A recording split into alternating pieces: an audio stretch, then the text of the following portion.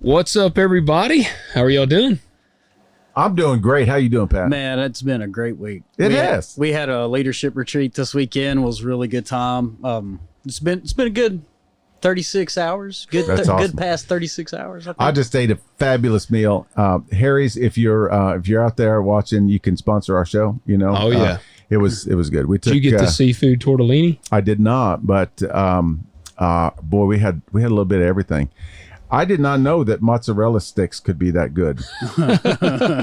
They were amazing. Did they have? Are there's like the really big ones? Yeah, they're big fat things. We might have got those when we went, but I'm gonna tell you the seafood tortellini is pretty awesome. Man, you had me at seafood. I mean, I don't know. care what it is. And I've heard they got a good steak as well. That's what I've heard. I wasn't adventurous enough because I got a little sticker shock there. And Oh well, yeah. it was my daughter Kristen's birthday. Yeah. And so they were allowed to get whatever they wanted. So I was like, I'm not going to get whatever I want. Happy birthday, by the way. That's right. Yeah. That's Happy birthday.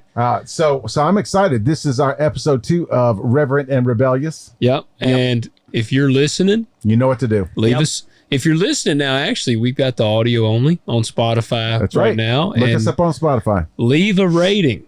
It's simple to do. Leave a rating. If you're watching. And a review. Yep. Yeah. We want a review. Yeah, for sure. Unless it's really bad. 5 stars only. Yeah. Keep it to yourself if it's bad. If you don't like it, go somewhere else. Yeah. Just be quiet. Yeah. But if they didn't like it, they probably clicked off by now anyway. That's true. So That's there true. you go. Yeah.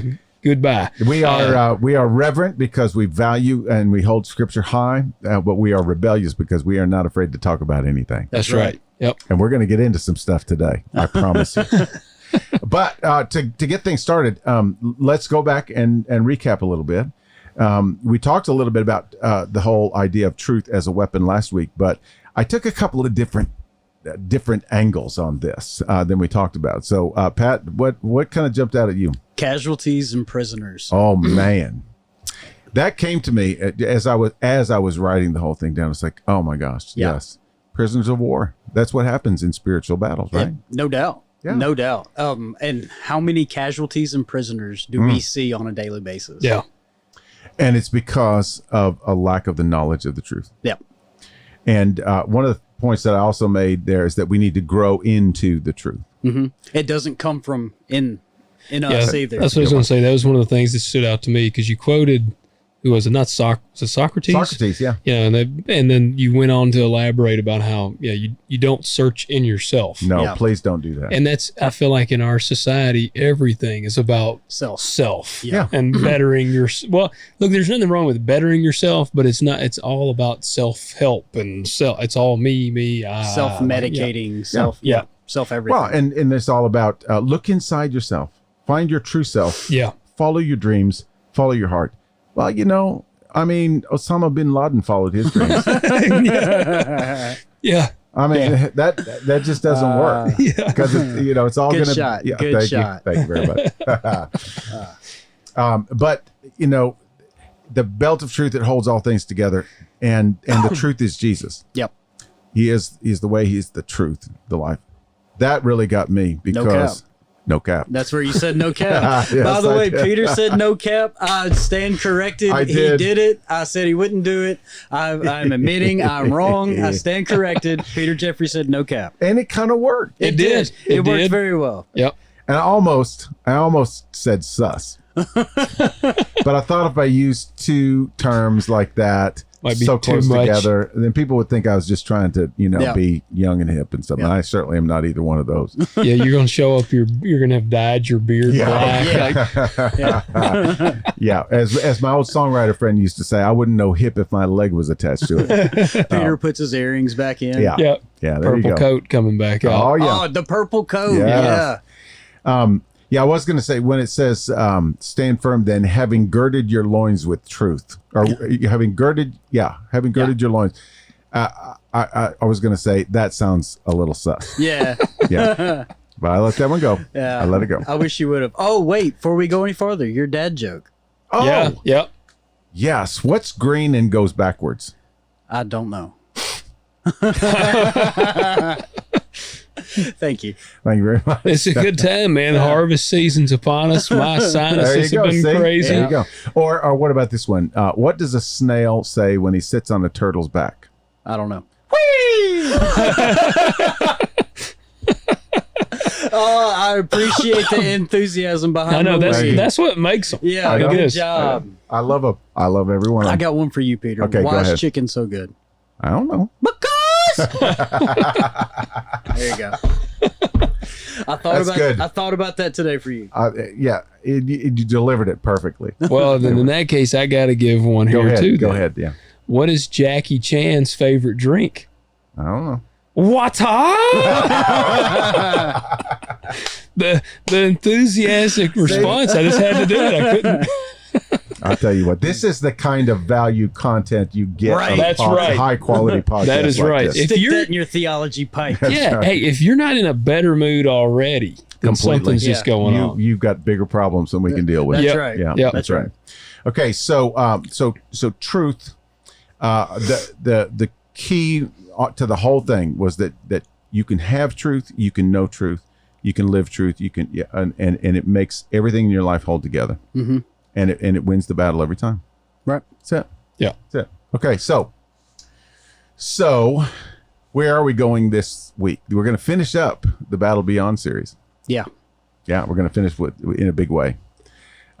We are going to now. I had to qualify this because these weapons that we're looking at are really just the 4 primary weapons. Mm-hmm. It's not an exhaustive list. Yeah. It's not the entire arsenal. Yeah, It's a highlight reel. We got the tank, we got the missiles, we got the bazooka, we Hollow got, points. but we don't have every single little firearm. Right. And so, the final weapon that I really wanted to look at is the weapon of worship. Mm-hmm. Worship.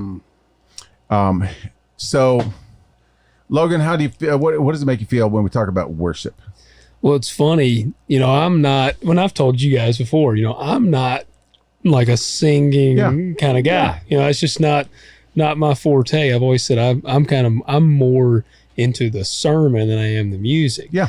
And so it's kind of a little bit of a gut check that's one of the weapons, because it's like, that you get God. That is a weapon He has given us, is the gift, true. the power of worship.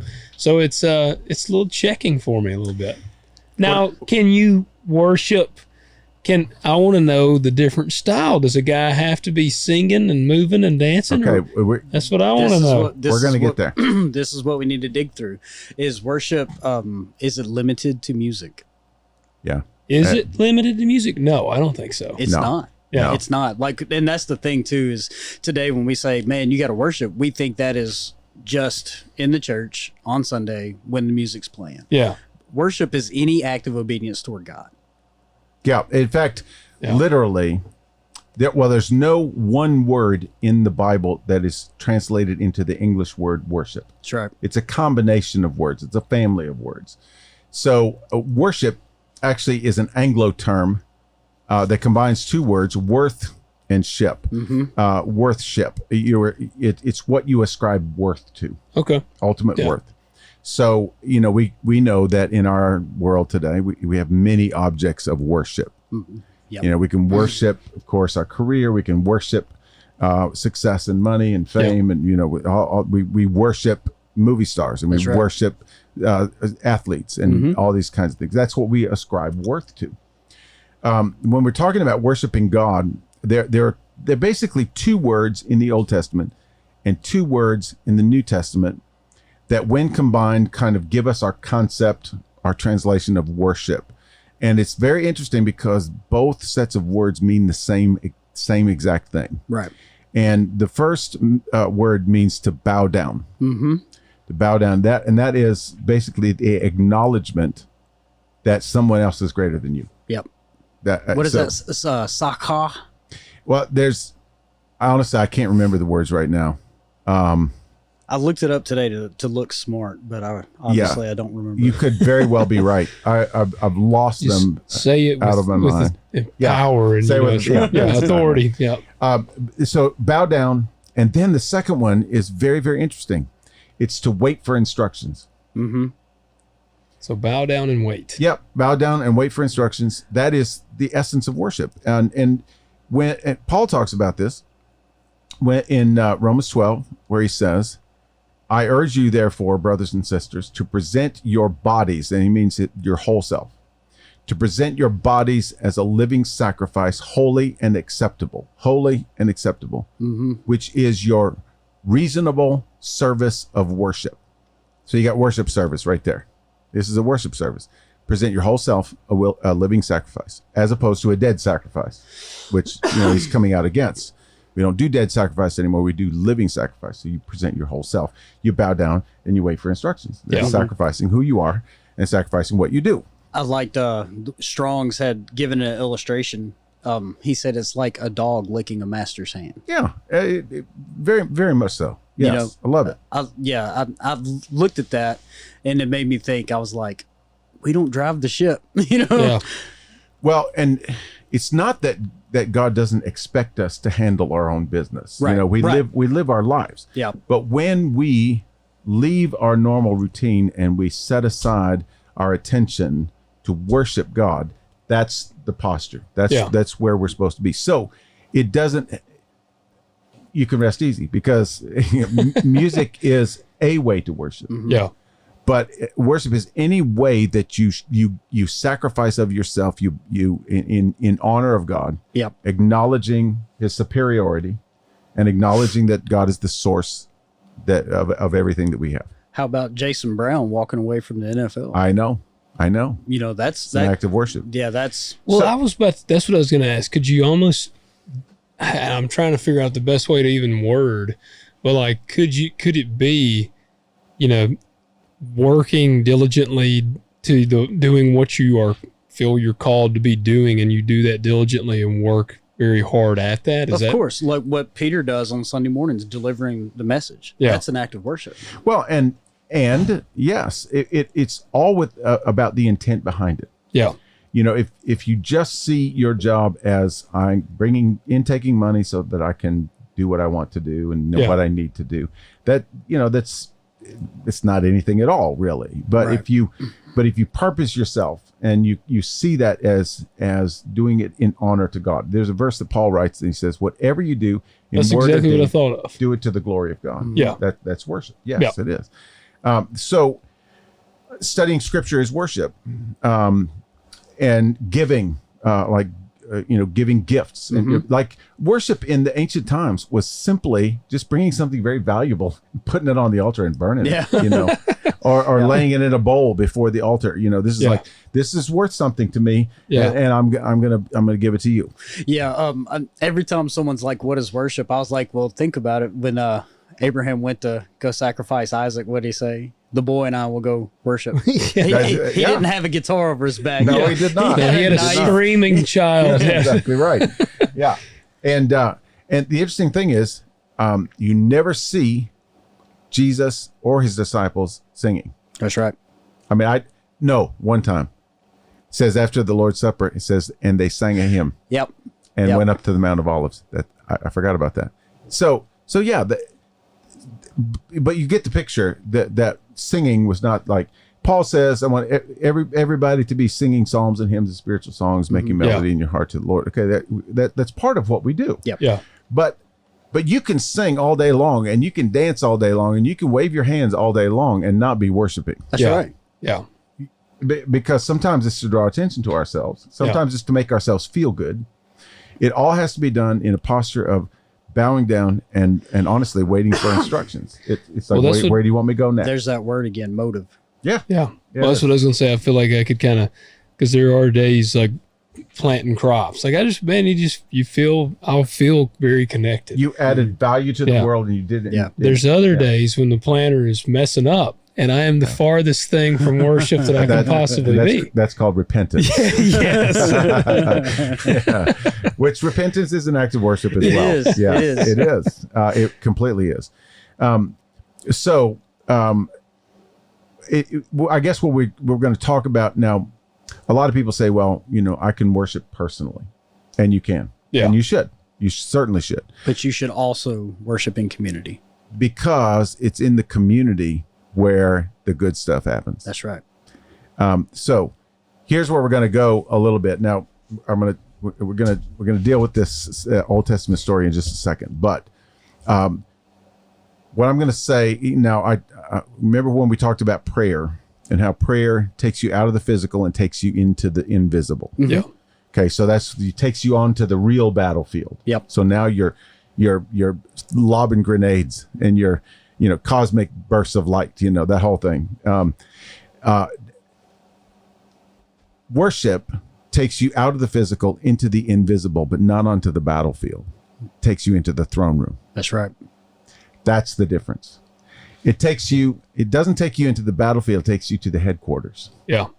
Where you get your plans and where you get your encouragement and where you get your healing and where you become strong. And this is the value of corporate worship. Yep. Corporate prayer is multiplied exponentially. Corporate singing, corporate bowing, corporate giving. It's the whole thing. It really becomes the throne room of God. Yep. It becomes the headquarters. And I will say this as well too. The reason why it's so related to singing is David was a man after God's own heart, right? Yeah. And we all know, and you don't even have to be a believer to understand this. Singing is an expression of the soul. Music is an expression of what's going on the inside of you. If you don't believe it, if you're having a good day and you turn on the radio, what are you listening to? You know what I mean? You're jamming. If you're having a bad day, you start, Taylor Swift. I'd really have a bad day. Right? Yeah. That's Lamentations, right? Yeah. Anyway. I'm sorry, T Swift. sorry, Swifty. She does listen. Oh, there's Swifties now. She listens to I the know. show. I know. All the time. Yeah. Her and Travis Kelce. That's right. That's right. Yeah. Man, you are hip. You really are. I know. No cap. No cap.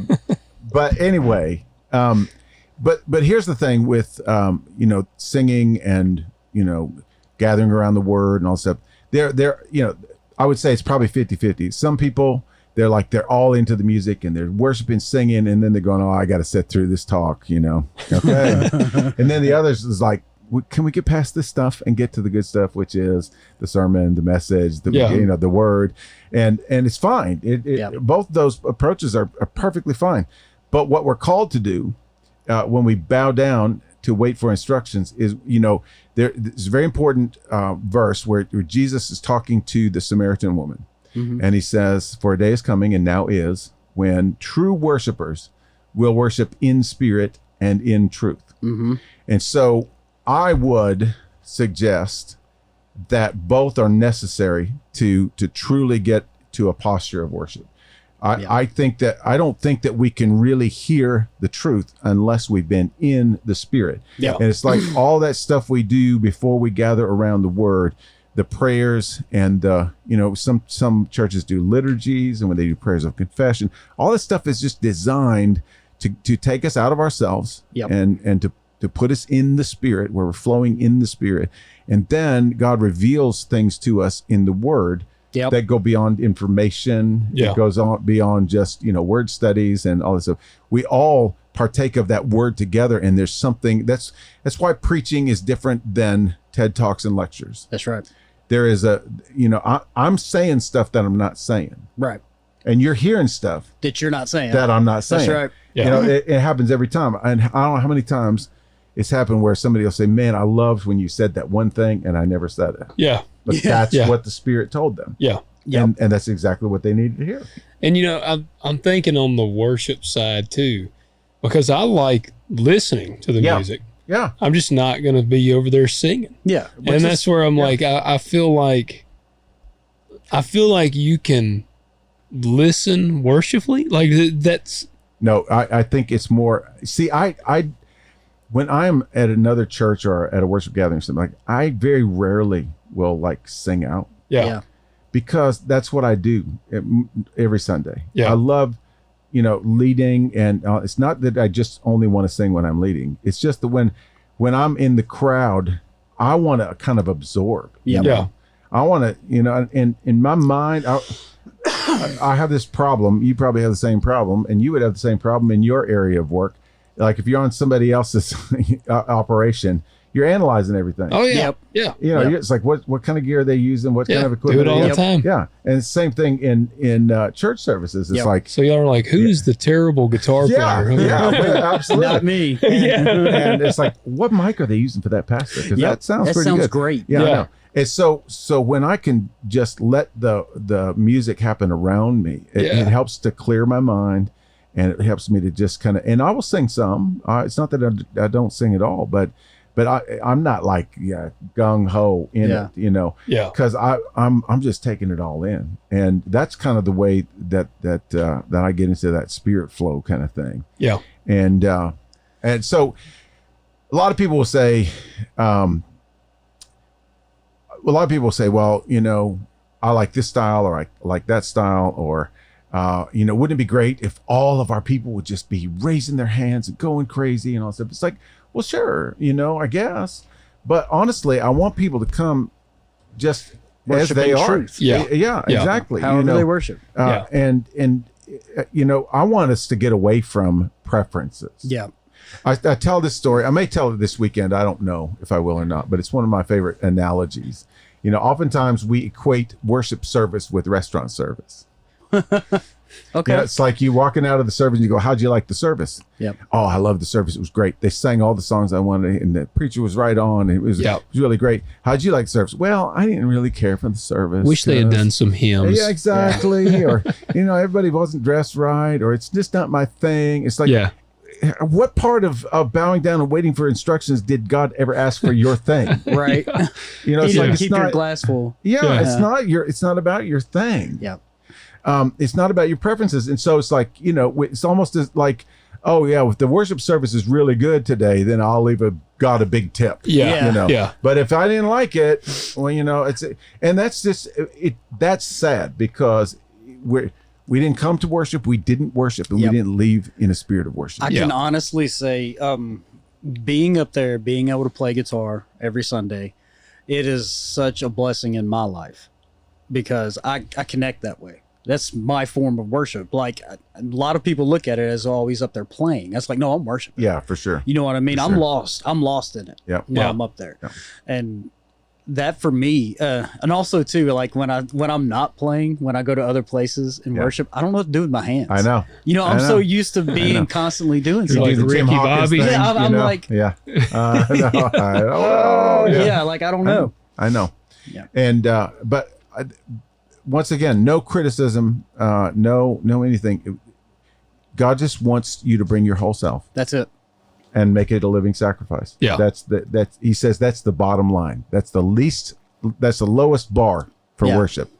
And then it can go from there.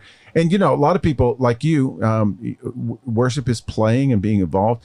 For others, it's holding babies. And for others, it's, you know, opening the door for people that, you know, when they're doing that they're in the spirit. Yep. And it's, you know, and that's why that community thing is just a really important thing. So anyway, what we're going to do this weekend is we're going to talk about one of the famous stories in the Bible. You probably reenacted this in Sunday school, with the circle of kids and some cardboard boxes or something like that. It's the story of the Battle of Jericho, which honestly, ironically enough, was not much of a battle. No, it's not what you would imagine. No, I haven't. Pat, did y'all ever try this tactic when you were overseas? Every time. It worked. I figured. Oh yeah. So, we're always jamming music in the truck, though. Yeah. Well, yeah. But Metallica. Yeah, that there was you my go. rollout song. probably didn't like make the walls fall down. It didn't. No, that's it. So what happens here is Moses is dead.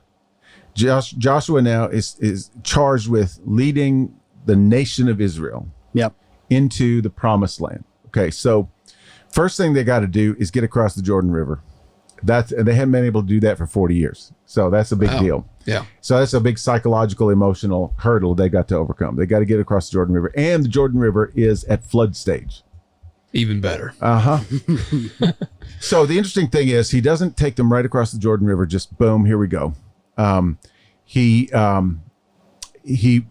takes them through this covenant renewal ceremony. And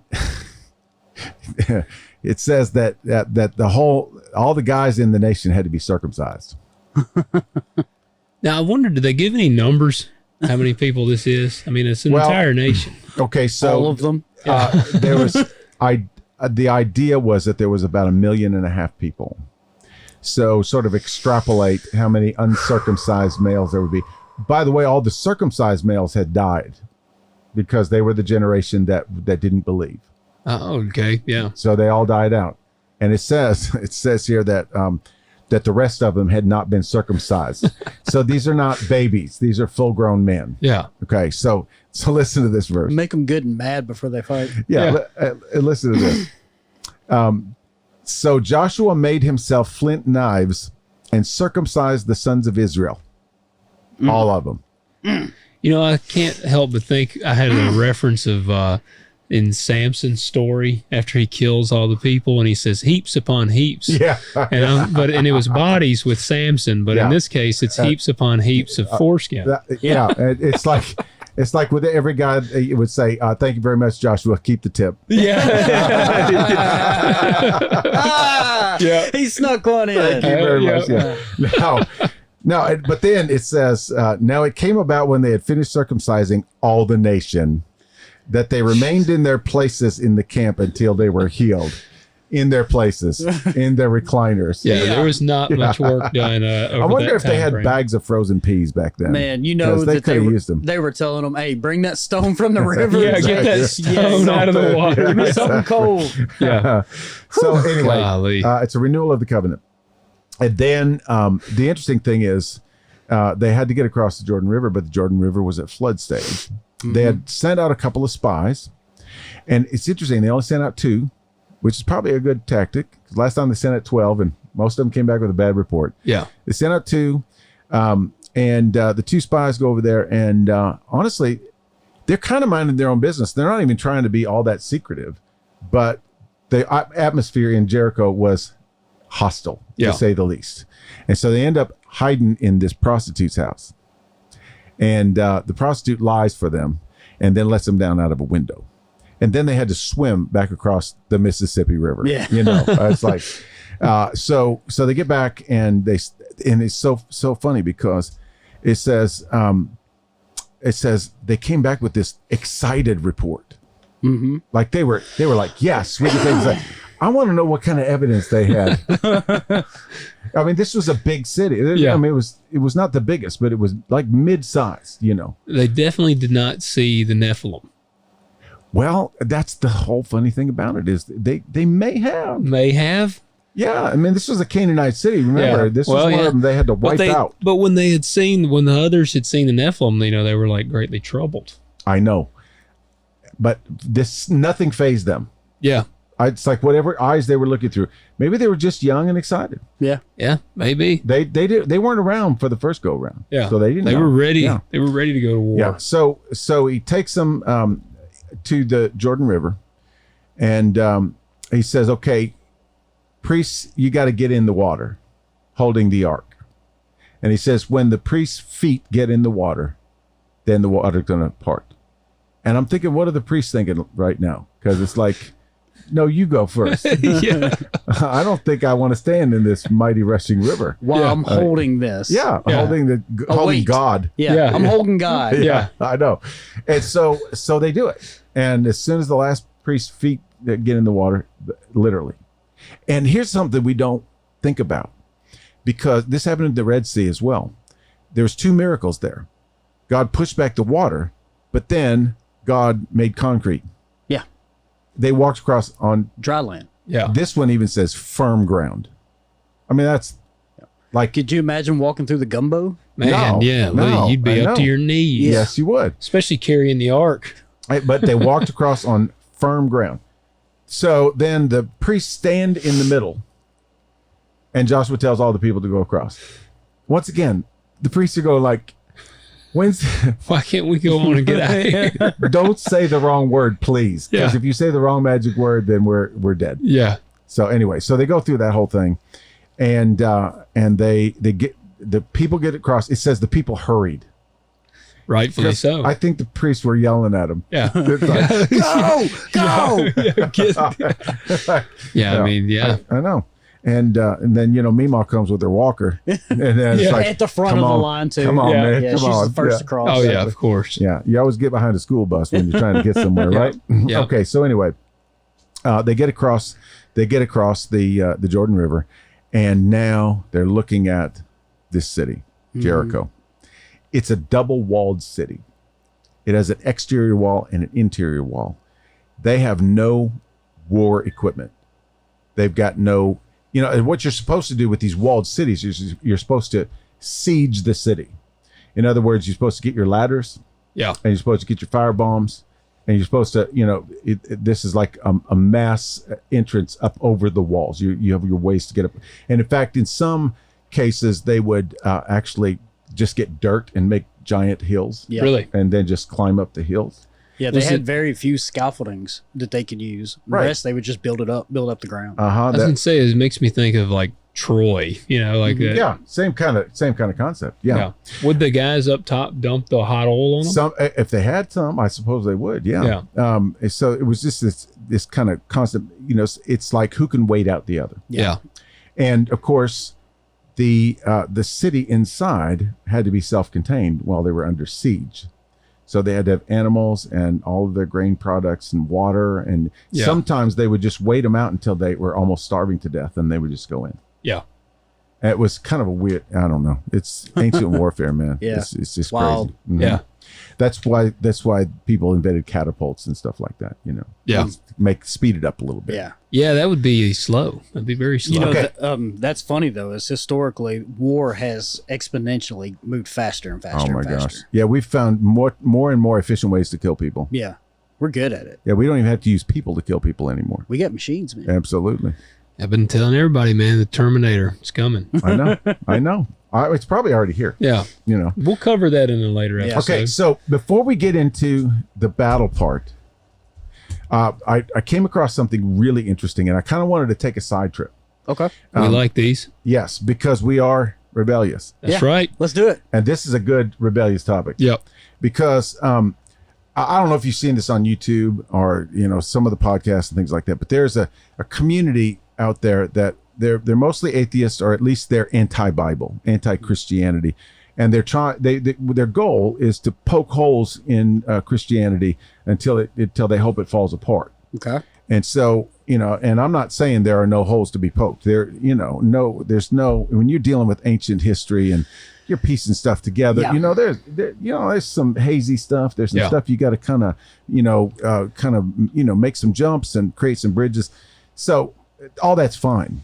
But what they're doing is they're trying to, this particular community is trying to say, okay, so there were these religions that existed before Judaism. Gotcha. And before Christianity, and they all had these mythical narratives, like creation narratives, like we talked about a few episodes ago, and flood narratives and all these things. And they claim that all of these narratives that are in the Bible pre-existed the Bible. And so the Bible, the Christian story was just stolen. They just stole, Huh. And it's really quite nonsensical, because not only can you just chase your tail for months on end trying to, but you got to think, okay, and we'll look at it in this particular case because this is a perfect example. But it's like so some slave loses his gig, and it's like, oh, I'm in the wilderness. I don't know what to do. I'm going to starve. Oh man, what do I need to do? Oh, I need to write some sensational story and write it in a way so people will believe it. What am I going to use? Oh, I'll use this over here, and everybody will believe it, and we'll make a religion out of it. It's that's a stretch, man. That's a stretch. Yeah. So we have to understand that that there was in ancient times there was a community of intellect. Mm-hmm. Okay, only a few people could read. Only a few people could write. Right. And of course, anybody who could read and write knew what everybody else was writing and what they had written. even hundreds of years before. These were familiar things. There wasn't a giant library floating around. No, but there was a kind of a common knowledge, and there were certain literary forms and literary genres, and people, would. So it's not at all out of the realm of possibility that some ideas were exchanged. Correct. But the facts were not altered to match somebody else's story. Right. Yeah. The facts were the facts. They just wrote them in the style of other pieces of work. Yeah, literary device. That's exactly right. Yep. And they wrote them that way, usually on purpose with an agenda, and we'll see that here. So here's what we see. There is this ancient legend. It's called the Epic of Keret, not the carrots we eat. It's Keret, and Keret was a king. So this comes from Ugarit, the city of Ugarit, and thank you.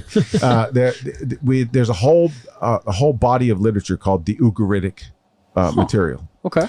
And they were very prolific writers. So you got all kinds of. In fact, we use the Ugaritic material to sort of find where biblical words are used in extra biblical sources. Gotcha. So we can kind of get a more depth of meaning on some things. So it's very useful. So where geographically is this from? This is in Sumeria. Sumeria. Okay. Yes. Not too far away from, would have been in the kind of the stratosphere of where Israel was and all that kind of thing. Okay.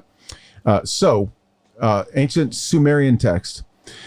And this is a legend. It's the Keret epic. And it's about this king, and it's King Keret. And carrots. Good name. And the king, when the story starts, is weeping on his bed because he had 7 wives and they all have tragically died over the years, and he has no heir to his throne. Okay, so he went weeping to his room, and here's a few lines from the epic. It says, "As he wept, he fell asleep. As his tears flowed, he slumbered. Sleep overwhelmed him as he laid down. Slumber overpowered him as he curled up." Well, he was sleepy. He was sleeping. Then in his dream, El came down. Now, Sumerian is Canaanite. So El was their god. Baal, they called the Most High, but El was really the Most High because Baal had to ask El permission for anything that he did. Okay. So El, remember that word. El came down. In his vision, there was the father of humans. And drawing near, he asked Keret, "Why is it that Keret weeps? Why does El's favorite son shed tears?" And so he responds to El, and he tells him the whole story. And so El tells him, "Prepare a great army, set out on a military campaign for the state of Udum, UDM, ruled over by King Pabil. The purpose of the campaign is not to overtake the city or to steal all their stuff, but it's to get the king's daughter. King's daughter, hooray." Hooray. Or hooray. Either way. I like hooray. Yeah. So he wants the king's daughter. All right. So he assembles this massive army.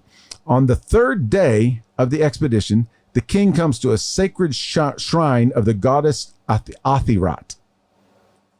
And there he makes a vow to Athirat that if she helps him, then he will bring silver and gold to this goddess. Okay. Doesn't give her silver and gold, just makes a vow. Goes on, finishes his journey. Now, his journey takes 7 days. Okay. He gets to the city of Udum. And the king sends messengers who offer him various gifts. He refuses them all. And he stays there for 6 days, just looking at the city. Right. On the 7th day, he declares his intention. The king comes out and he says, "Here, you can have whatever you want." And he says, "All I want is your daughter." So the king says, "Oh, okay, here she is." And so they turn around and go back. And now the legend continues. And he has, many sons and daughters with this princess. And but later on, he becomes ill, deathly ill. And it's because he didn't make good on his vow to Athirat. Oh, I didn't take her the silver. Didn't take it. He just totally slipped his mind. And so he gets deathly ill. He's almost dead. And so El comes in again. El visits him. "What's happening here? I'm sick." "Oh, okay." So anyway, El ends up creating a goddess and giving her the charge of healing him. So she comes down with a magic wand, touches him, and heals him. Wow. In the meantime, his oldest son, the heir to the throne, decides, Dad's sick. I got an opportunity. And so he comes storming into the throne room, not knowing that his dad's been healed. And so his dad's like, you're going to what? You know? And so he ends up cursing his own son. Okay. So there you go. Did the dude a lot of moving parts. Did the dude that wrote Superman write this? Sounds like Because it. isn't it Kal-El Yeah, and all those Jor-El. weird There you go, names see? they have? Every time he said L, I kept thinking Elvis the King. But Elvis, see, yeah. here's the deal. El in their time just meant God. So here we go with the story of Joshua and the Battle of Jericho. We've already been through the renewing of the covenant, the circumcision. Okay. So then they set out on this journey. On the third day of the journey, they get to the Jordan River. God parts the Jordan River. Before that, God comes to Joshua and gives him instructions. It's actually Jesus that comes to him. We're going to go through it more in the sermon. It's the angel of the Lord of hosts. He comes in battle gear, and he tells Joshua exactly what he's going to do. You need to assemble this army. You need to go, and you need to go to Jericho, across the Jordan River. I'll be with you. Here's what you're going to do when you get there. Gives them like the short version. What do you think his battle gear looked like? I don't know, but boy, I would love to know that. I would too, because when he comes down, a lot of times he's like got like a sword coming out his mouth I and know. blood flowing everywhere. I don't think it was that, because see, when he shows up, Joshua doesn't know that it's a divine being. Yeah. And so he immediately bows up and says, are you for us or are you against us? Yeah. And he says, hey, cool out, man. I'm for you. I'm from heaven, and I'm here to give you what you need. So anyway, so you can start to see the parallels between the two stories kind of immediately. So just like Keret encountered the shrine of the goddess, there's a sacred activity. Okay. So Joshua, the waters part, Joshua builds the altar of the stones as a memorial. That's the sacred kind of thing. Gotcha. Okay, so halfway through. There's 2 sections of 7 days. 7-day journey and then 7-day siege. Right. Okay, so it gets across the Jordan River. Everything's cool. And now they're at Jericho. So Joshua tells the people, here's what I need you to do. I need you to, we're all going to walk around the city one time, and then we're going to go to bed. It's like, okay. Victory lap. Yeah. So the priests are out front with blowing their horns. I don't know what these horns sound like, but they were a different kind of horn. These were the horns used to signal the year of Jubilee. They only used them once every 50 years. Super shofar. Yeah. So They go, I "Ha don't know, yeah, something like that. but it was just these horns. Okay. So I like I say, I don't know. I don't know. I'm just thinking of the song. Here I am, not a singer, but it's the year of Jubilee. There you go. There you go. See? But so it's blowing the horns. Then the Ark of the Covenant is with the priests, and then comes the army, and then comes all the people, men, women, and children. And all they do is go all the way around the city one time. Do you think like the warriors are like, what the crap are we doing? Yeah. And what are the people in the city thinking? Yeah, there's to a degree, I could almost feel like it'd be like some psyops type stuff. Something. They're like, what are these people doing? When are they gonna do something? I know. And so they go around and they go home. Yeah. It's like, wow, that was weird. It's like when you see a strange car pull in your driveway. Yeah. And then you leave. It's like, okay, what was that? Jericho's thinking, this is the weirdest parade I've ever seen. Yeah. And then he says, we're going to do that 6 days. And he says, whatever you do, people, don't make a sound. Silence. Only the horns. So you can kind of get this vibe. Yeah. So they show up the next day and they go all the way around. I don't even know how long it took them to get all the way around. It has to be. That's what I'm thinking. It's got to be long if they do this one time a day. And did they like mark it? So they knew where to start and stop. Yeah. It's like, okay, here's the A gate. Yeah. Everybody meet back at the A gate. Yeah. Yeah. So anyway, so day 2, day 3. I'm thinking by day 4, these people are up on top of the wall waiting for these. It's like, are they going to show up again? Well, that would have some real, I bet you that's got some real weird psychological effect. Well, but here's the other thing. How are you going to react I mean, you're the one in power. You're the one with the walls. You're the one with, you got the army. You got the all the stuff. You got a shrine to the moon god in the center of your town square. Yeah. Okay. So you think you got all the stuff. You're going to be starting to taunt these people a little bit. Yeah.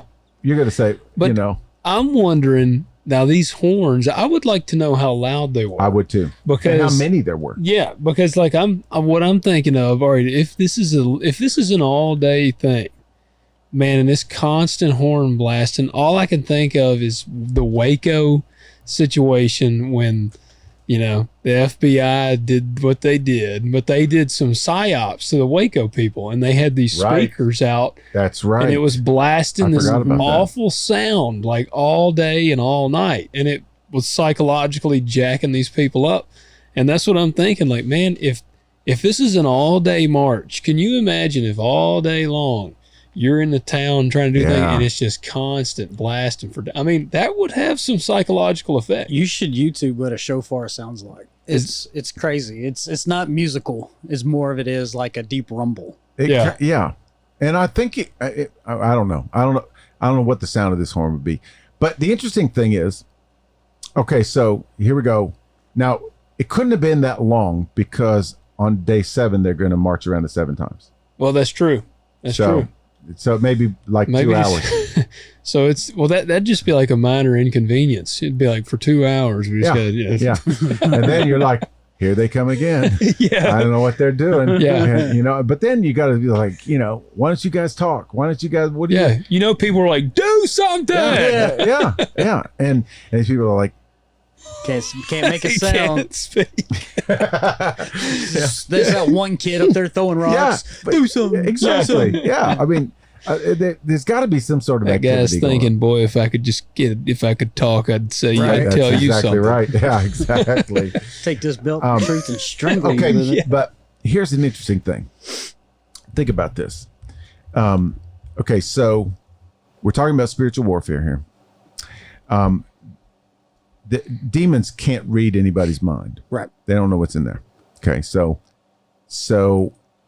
they don't know what you're thinking until you speak it out. Yeah. Here's this whole army. They just got horns going and no strategies being revealed.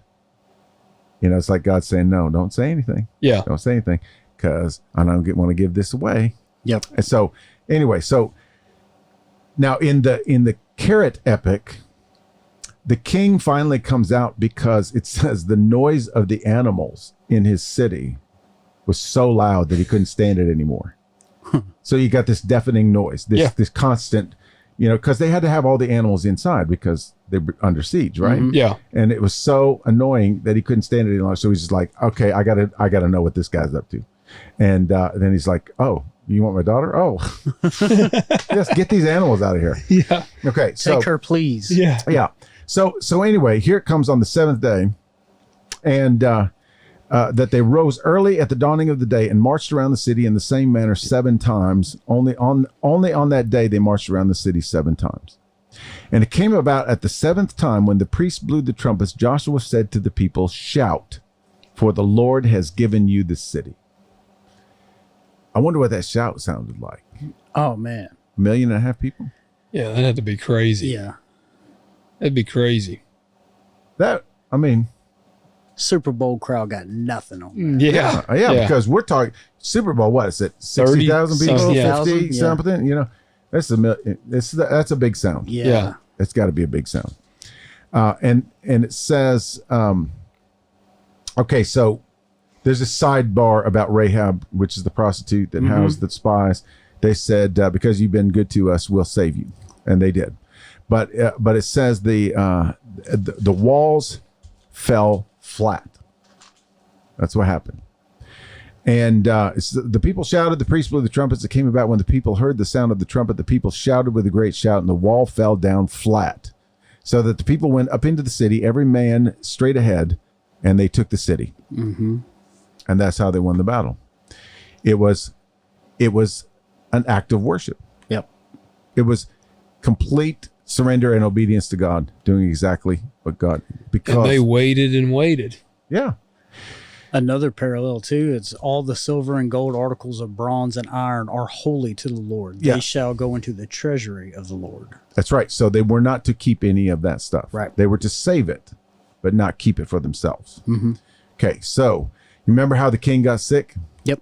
Well, right after this episode, they come up against another country, AI.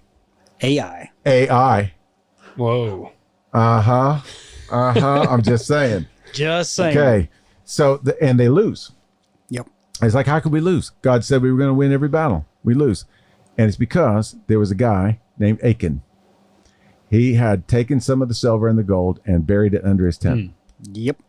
And so Joshua knows that somebody's got him messed up because that's the only way that they could possibly lose. So he finds him out, and they ended up killing him. But it restores their power, you know. Mm-hmm. And so when people aren't worshiping properly in church, we should take them out back. there you And go. kill 'em. Say hello to my little friend. Yeah. Oh, Yeller. We're going to show you a different weapon. So, but then, you know, he curses his own son for trying to take over. Well, you know, the Israelites don't last very long in their faithfulness to God, and so Yep. you know, so Yeah. so that's the parallel.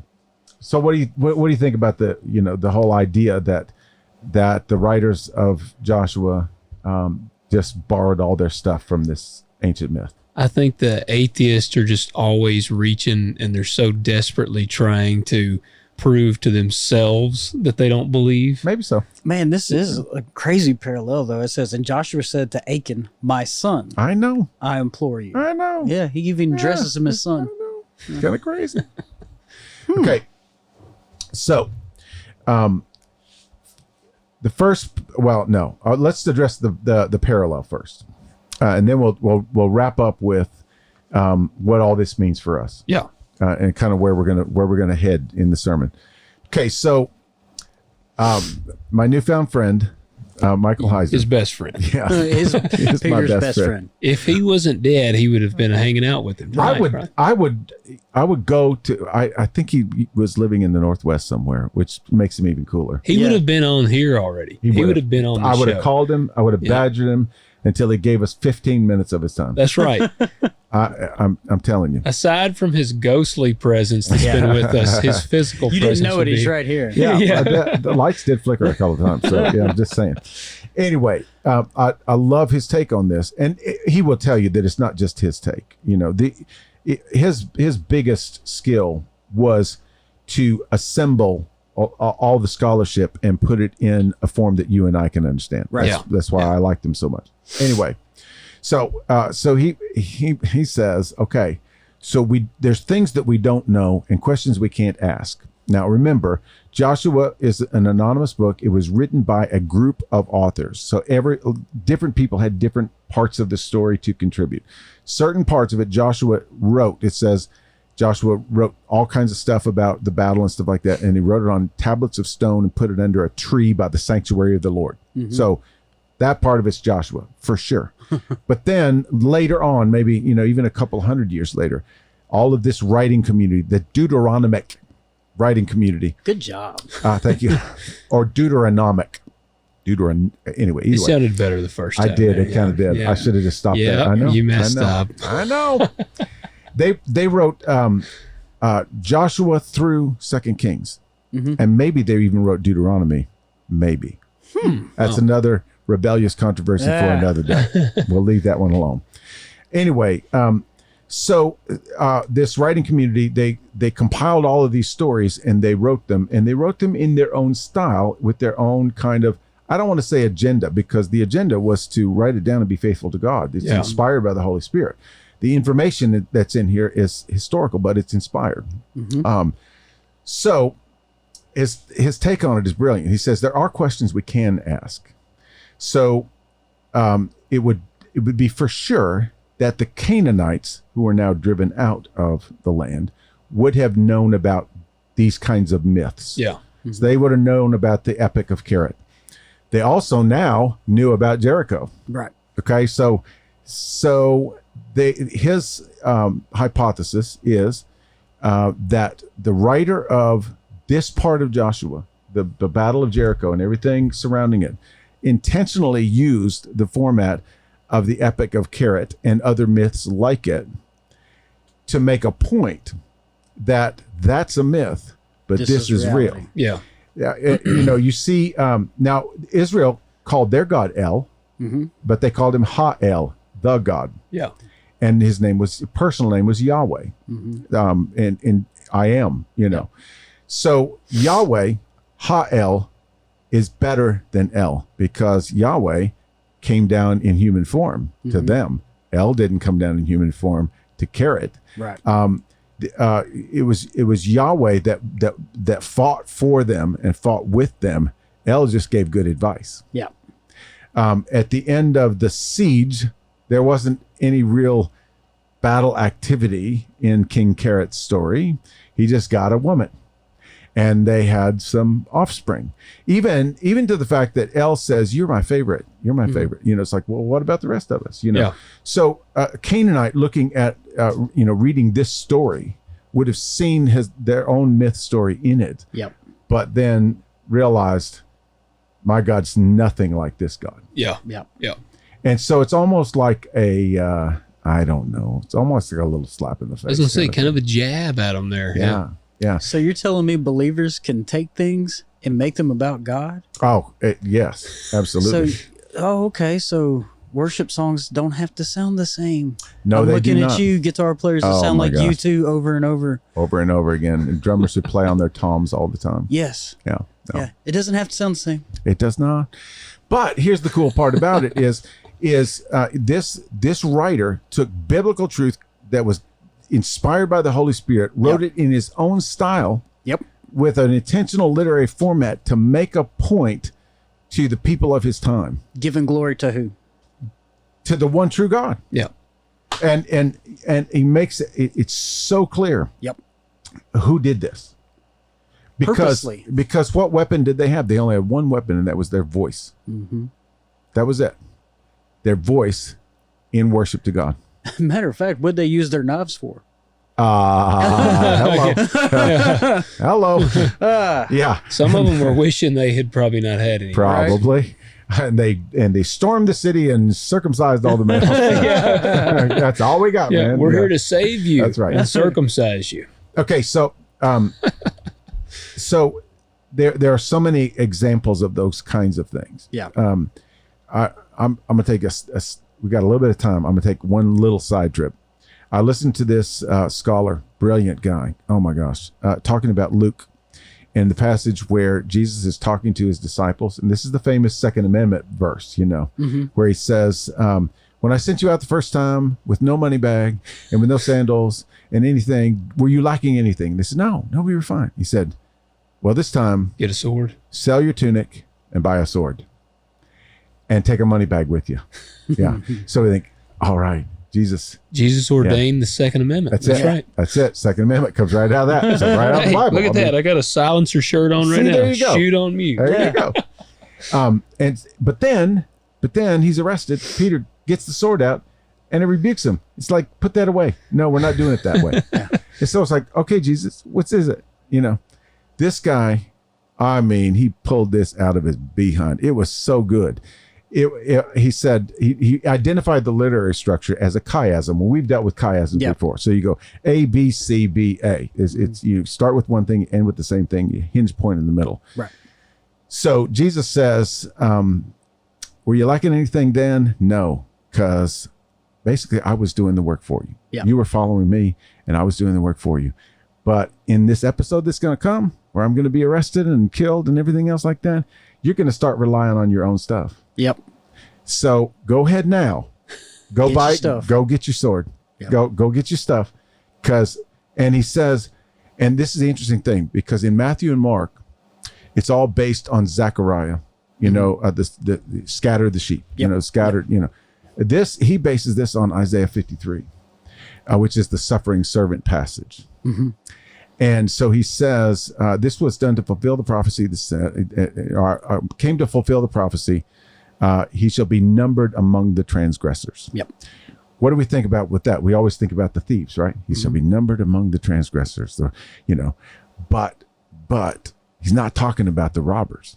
He's talking about the disciples. Yep. He should be numbered among the transgressors, and those transgressors are you.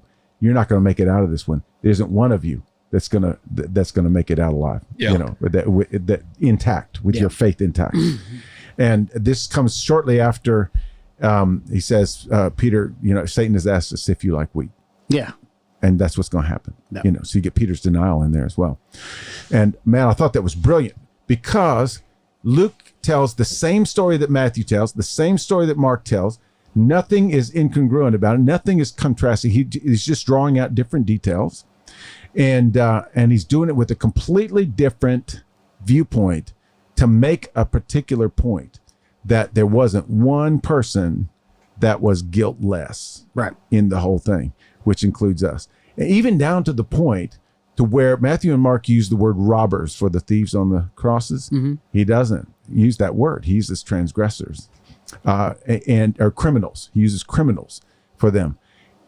When they show up to arrest him, he says, "Are you treating me like a robber?" That's where he uses the word robber. Yeah. I mean, it's so. But my point with this whole thing is, we get all weird when we start talking about literary genres and a writer making a point, because we like to say, no, it all came from God. It just all came from God. It did come from God. But Luke is ministering to a particular group of people, and he wants them to get this in a way that they can receive it. Yeah. Largely Gentiles, intellectual people, because Luke was intellect. They would have understood this. They would have seen this Same when they way read you it. have poetic books. Yes. Yes. And books of prophecy and just all these different kinds of things. So that's my point in Joshua here, is this guy, whoever wrote it with an agenda. Yeah. And it was to put it back in the face of the Canaanites and anybody else who would argue with the fact that Yahweh is the one true God. Yeah. He's proclaiming, I mean, this is like the biggest proclamation statement you can make. Because here's what happened in this myth. And the dude got a wife and got sick. Yeah. Here's what happened in Jericho. And here's the deal. If you were a Canaanite, you knew the myth and you knew the story of Joshua, and you're looking at the rubble. Yeah. This is real. This really happened. Yeah, you got the history. That there probably didn't happen. Yeah. But this really happened, because I can see it with my own eyes. That's pretty stunning. What do you think about that, Pat? Man, I think that's great. And it's funny too, because what was our last topic? It's truth. Yeah. And so exactly they see the truth through all this. Yeah. Laying it down, man. You know what I mean? Yeah. Oh man, that's good. Yeah. What do you think, Logan? Well, like I said, it's a lot deeper. Well, that's what's been cool about all this. It's a lot deeper than I've ever really analyzed these stories. I know. And just really thinking about, okay, they marched around one time. I know. Didn't say nothing. Blew a horn. And then you think about, what are the people, like you said, inside thinking? Like all of these elements that you just don't normally think about. But and also in terms of the parallels of the story, I mean, like your sermon, you said people, I mean, at the end of the day, a successful sermon is one where you don't say anything at all. Absolutely. God speaks everything through you. That's it. I've got information. I've got words on a page, and it's from the Bible, and it's Holy Spirit. Hopefully it's Holy Spirit inspired. Yeah. But the Holy Spirit was working in so many other different ways. Yep. At the same time. And that's what, and I mean, and in the way, it all, I guess, is based, you would deliver a message inspired by God differently than I would deliver a message inspired by God. Exactly. And that's how I look at this. I'm not going to use words that are not already in my vocabulary. Yeah. You're not going to try and, go outside your little sphere. You're going to be you. Yep. And so you're going to use your own language. You're going to speak from your own perspective. Yep. And it's going to be no less true than mine. And that's how I look at this with scripture in regard to it, because you got the different writers, and you can tell each one of them kind of has their own style. Absolutely, they do. But it doesn't affect the truth. It does not. Of the word. It does not. And you can go. I've heard these bunch of these people in this community go, "Oh, there's so many contradictions." Yeah. No, they just aren't. They aren't there. Yeah. They appear to be there. Until you probe into the word. And there's a difference between reading the Bible and studying the Bible. Yeah. There's nothing wrong with reading the Bible, but there's only so much you're going to get on the surface level. Yeah. And that's why we study, and we study from a perspective of those who would have heard it the first time. Yeah. And here's another thing about Scripture. Because very few people could read or write, the masses were illiterate. Yeah. And so these writers had to write it in a way, it wouldn't just be read to the people, it would be performed for them. Yeah.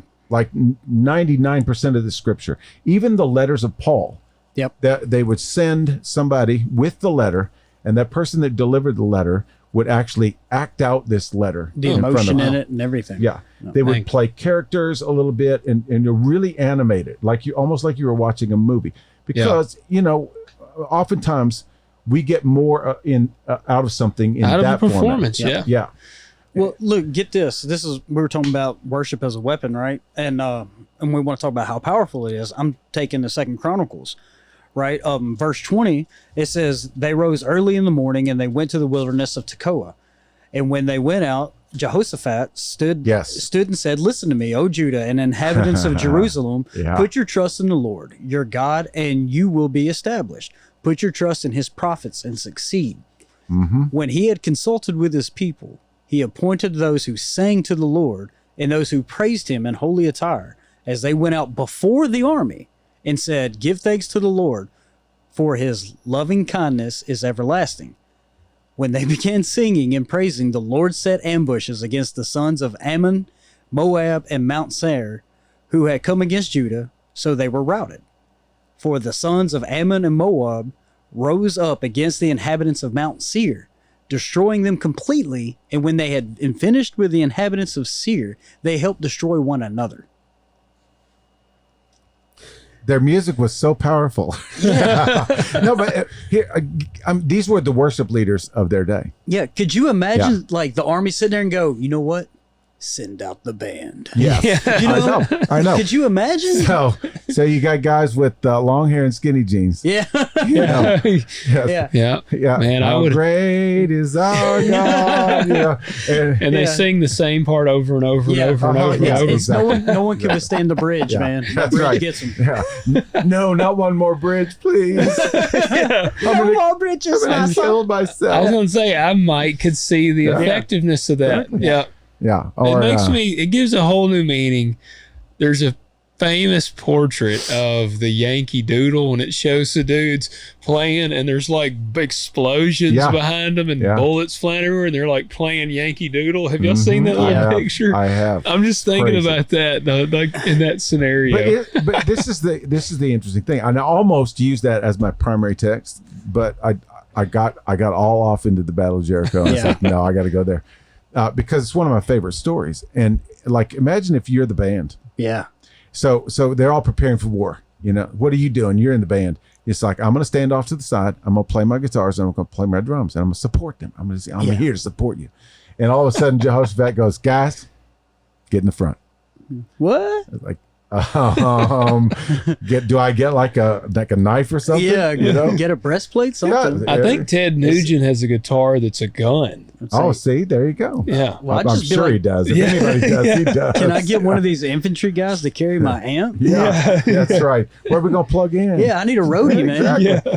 But I mean, those priests and Levites and musicians had to have been like, what? But when they marched out, the other army said, "Oh no, what's behind that?" Yeah.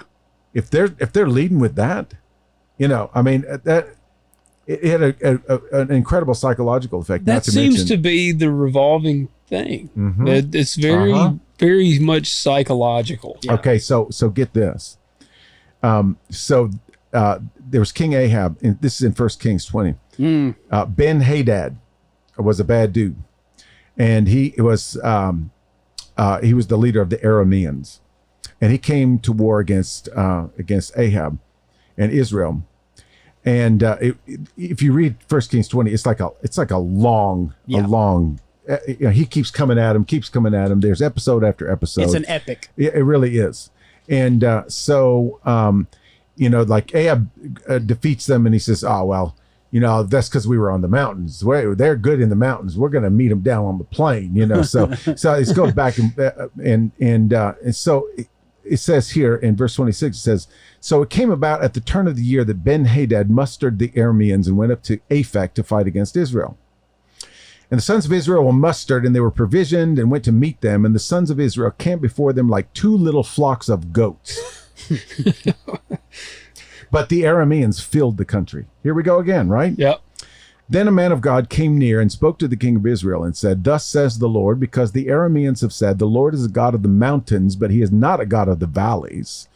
Therefore, I will give all this great multitude into your hand, and you shall know that I am the Lord. So this is all of their wars were spiritual in nature. It was God against God, you know. So they camped one over against the other. Listen to this, 7 days. And it came about on that seventh day, the battle was joined, and the sons of Israel killed of the Arameans 100,000 foot soldiers in 1 day. Here's the good part. But the rest fled to Aphek into the city, and the wall fell on 27,000 men who were left. Man, that's a lot in 1 day. Yeah. Hey, that's a lot of killing. And then there's another wall that falls down. Yep. It's like, what's this with 7 days and walls? Yeah. Let me think about this. And now this would have been a different author. Yeah, different author. Than Joshua. So but same writing community. Yep. Yeah. Same Deuteronomic. Yeah. Deuteromoronic.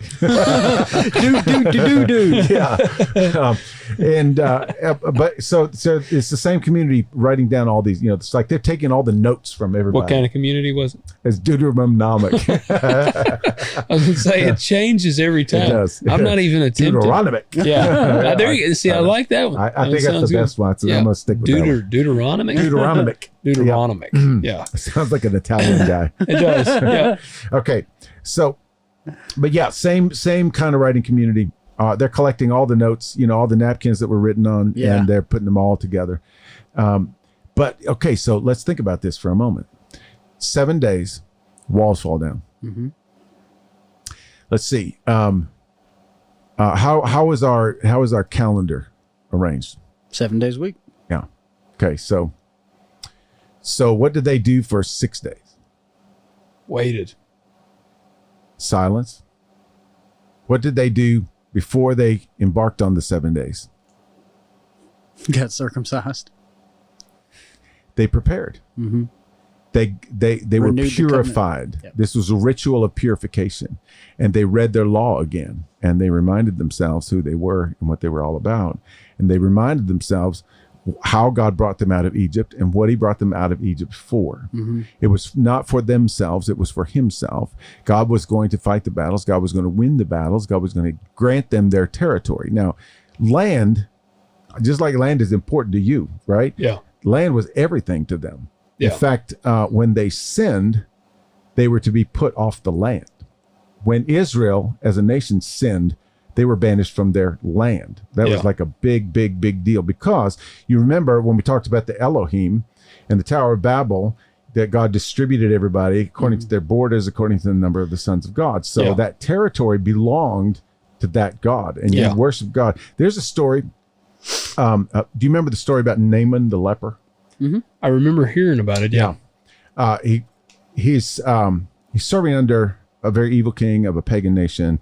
Okay, so his servant tells him he gets leprosy, and he's mortified. And his servant tells him that there's this guy Elijah that he heals people. So he says, "Excellent, go get him." And he's like, "No, he's not going to come. You need to go to him." Okay, so he goes to him and he brings all these gifts, cartloads of gifts, very valuable stuff. And Elijah won't even go out to meet him. He sends a little napkin out with, it's like, go wash in the Jordan River 7 times. And he's really mad. He's mad because Elijah won't, honor him. And so he says, well, why it's got to be the Jordan, that filthy river? I'll wash in my own river. And the servant says, dude, you got leprosy. This guy can heal leprosy. Yeah. I think you probably should go ahead and do the Jordan. He's like, beggars can't be choosers. Exactly. And so he goes and dips in the Jordan 7 times, and it says his skin was like that of a baby. Yep. Yeah. And so he comes back and he finally meets with the prophet, and he says, here's all my stuff. You can have it all. He says, I don't want your stuff. Don't give me your stuff. He says, okay, well then will you give me something? Yeah, I'll give you something. He says, give me a cartload of dirt. It's okay. You load them up, Why did he want the dirt? Because he was going to take it back to his place and make a little Yahweh space. Mm-hmm. The dirt was that important. Holy land. Yeah. And that's what we're talking about when we're talking about taking the land. This is the land that was meant and designed and sectioned out to be worshipped, for Yahweh to be worshipped on. Yeah. Yeah. Mm-hmm. And that was the only place that they were going to be at home. That's why when they got exiled to a different land, it belonged to somebody else. And they couldn't even hardly worship their own God on this other territory. Yeah. So this land was so this, when they were preparing, they were like this, they knew this. Yeah. And so they prepared themselves, they bowed down, purified themselves, and they waited for instructions, and they were given specific instructions. So what happened on Sunday was because of what happened on Monday. Yep. And then Tuesday, and then Wednesday. They were silent, they were faithful, they were listening, they were open. And I'm gonna make the big point that that oftentimes we show up on Sunday ready to give a shout, and we try, but that shout doesn't bring the walls down because we hadn't been doing anything on Monday, what or you Tuesday. said. I'm so glad you said that. But it's so true. It is. The Monday through Saturday is the important stuff. Well, and it's not that it's like I got to spend hours in prayer. I got to sing my own worship song. No, it is a focus. Yep. And it's an obedience, and it's a faithfulness. I love Eugene Peterson's definition of the word faithfulness. He says it's a long obedience in the same direction. Well, when does the battle take place? Well, I mean, every day. It started for them on Monday. Yeah. They walk around but here's another couple of elements that I'm going to bring out. The first time they walk around, it says, okay, let's go rest. Space in your life, margin in your life, rest. Yeah. There's rest and there's silence. Yep. And there's community. It's all, so they went back to their camp. That's what I was going to say. I think that I feel like that community element ties in huge there. Because, I mean, even I guess today, one thing that helps be accountable is your community. Yeah. What keeps you accountable when you ain't in church is your community that you're in, your Wednesday night stuff, or that's right, or your whatever or just you're in. a network of fellow believers that you just interact with on a daily basis. You're just having that conversation, or you're just encouraging somebody, reaching out to them, and if you know somebody's struggling, you're going to help them. If you're struggling, you don't hesitate to reach out. Yeah. And so it says he had the ark of the Lord taken around the city, circling it once. Then they came into the camp and spent the night in the camp. That's what they did. And it's so important too that the presence of the Lord was with them. Yep. It was prominent. Yep. And so there was a little bit of music going on there, and there was a little bit of this and that, but mostly it was preparation. It was obedience and faithfulness in community. That's what caused the walls to fall down. And really, that's what worship, that's the essence of worship. That's right. That's present your whole self as a living sacrifice. Be part of the team, Yeah, that's it. And so anyway, we're going to go there. There's some other things we're gonna kind of bring out here. So you're going to be meddling this Sunday is what you're telling me. Well, I'm going to be challenging all of us, honestly, because when we think about, everybody's got some walls that need to be knocked down. No doubt. And new ones are built every day. I mean, sometimes I build a wall around myself. Yeah. And I think it's protecting me, and I think it's insulating me. And then there are other walls that exist outside of me. It's like I can't get past this bad habit, or I can't get past this person, this relationship, this whatever it is. I can't see this clearly. This decision is bothering me because I can't decide what, there's just like all kinds of these walls, these Jerichos in our lives. And in worship is designed to take us out of ourselves into the throne room, where we get wisdom, where we get power, where, and God goes and fights our battles for us. And with that sound, with that voice, that's the only weapon we need. That's it. And so I think that's probably all I got. Yeah. Anything else? Well, I've always cut it as I call it, cut our faith into three pieces. Is we have prayer, the word, and worship. I mean, everything we do comes from one of those categories. Yes. And I will say that, it's good to parse those out like that, but prayer and the word is worshiped along with our singing and along with everything else.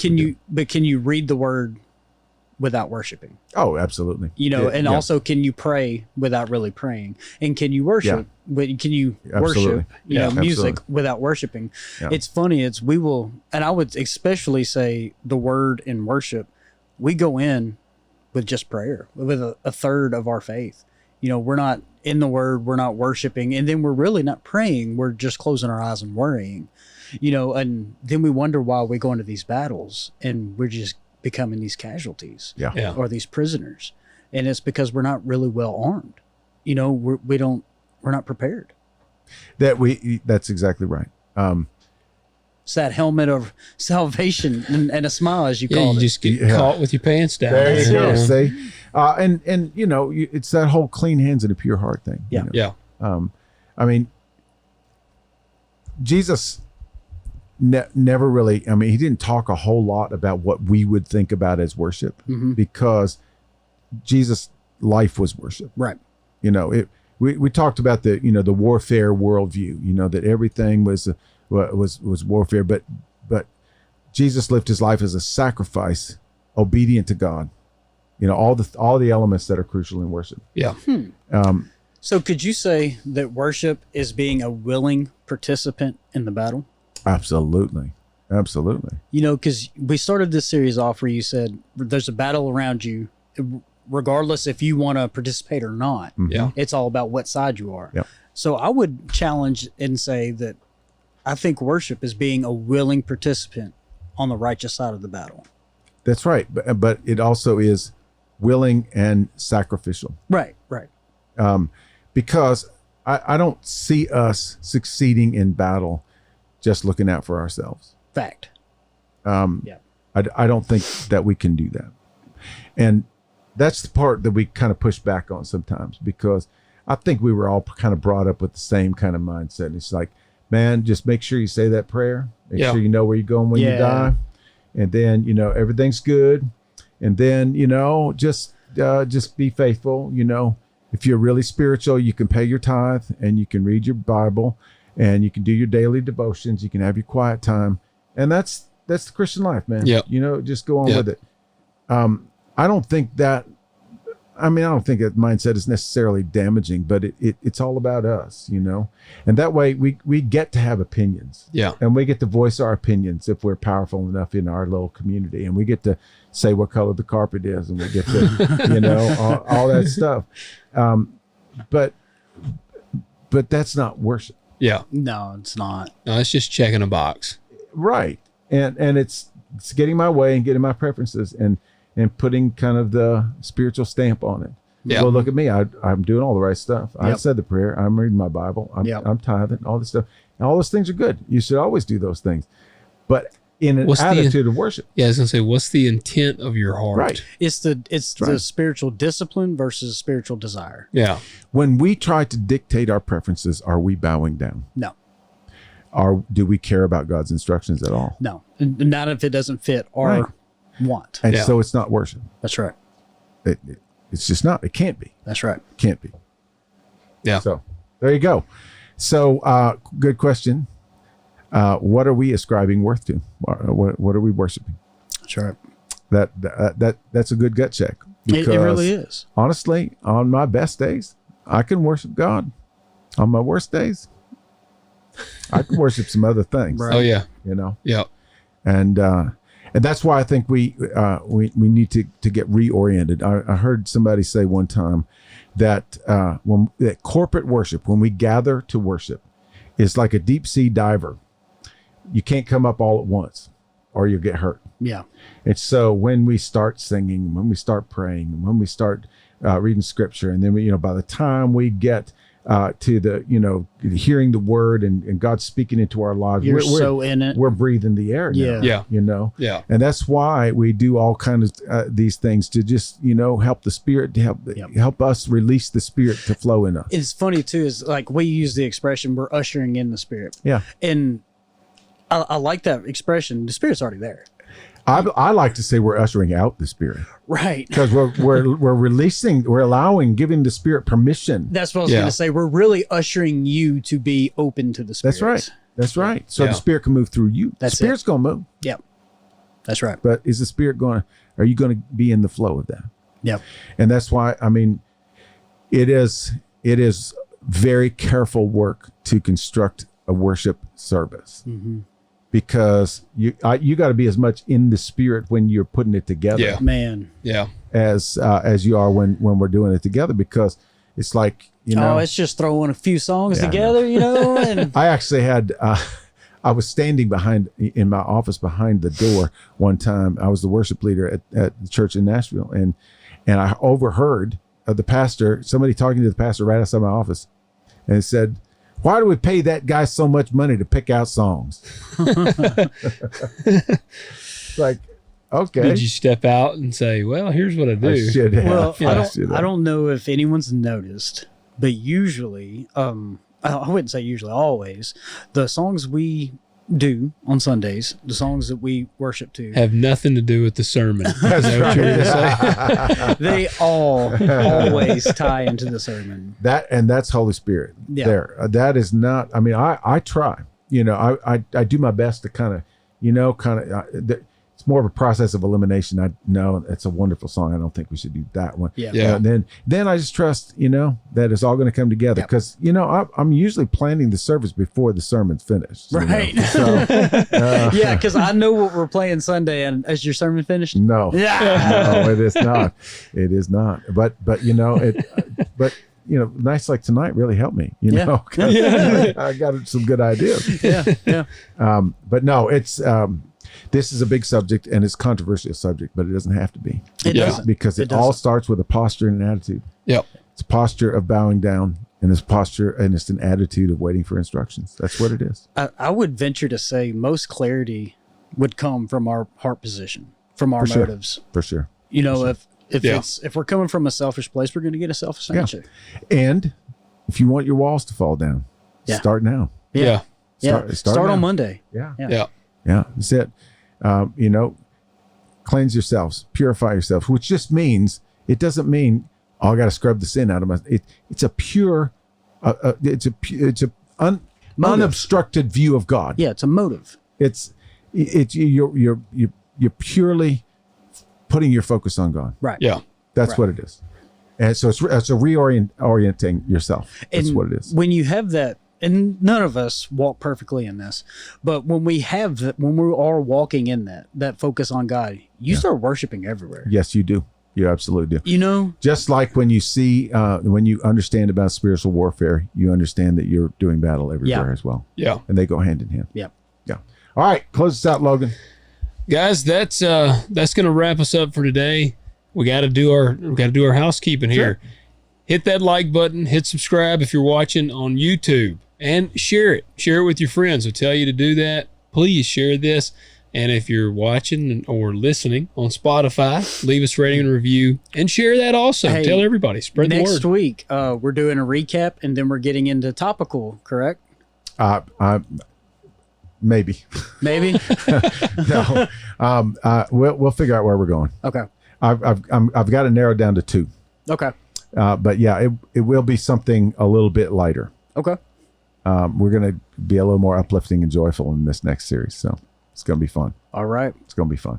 Well, there you go. And be moving into October. So I guess the next episode drop will officially be in the month of October. That's right. And we'll be looking forward to, Jesus Wing. Stop it. Stop it. Guys, thank y'all. Thank you. We'll see you later.